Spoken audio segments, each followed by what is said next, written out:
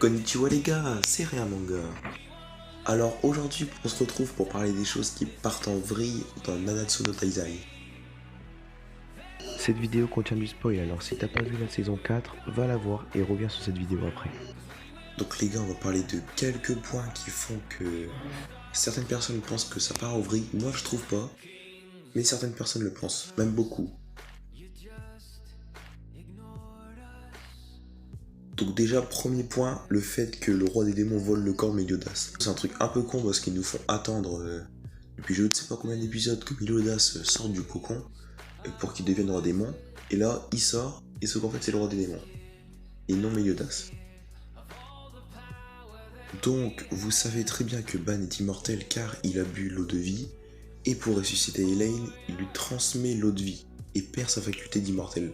Je trouve en fait c'était un peu ça qui faisait le charme de Ban, c'est qu'il était immortel. Et là il l'est plus, il l'a transmis à Elaine.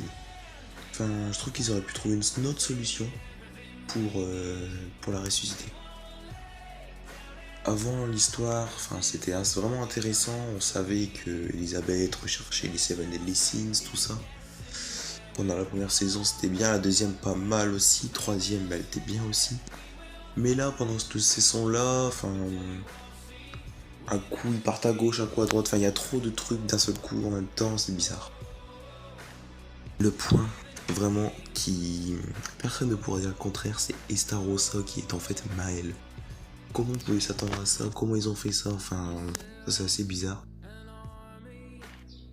Aussi un autre truc que je trouve assez bizarre, c'est que les émotions de Meliodas se battent dans son corps contre le roi des démons qui a pris le corps de Meliodas. Enfin, c'est un truc assez compliqué. Je trouve qu'ils auraient pu trouver une autre solution que celle-là.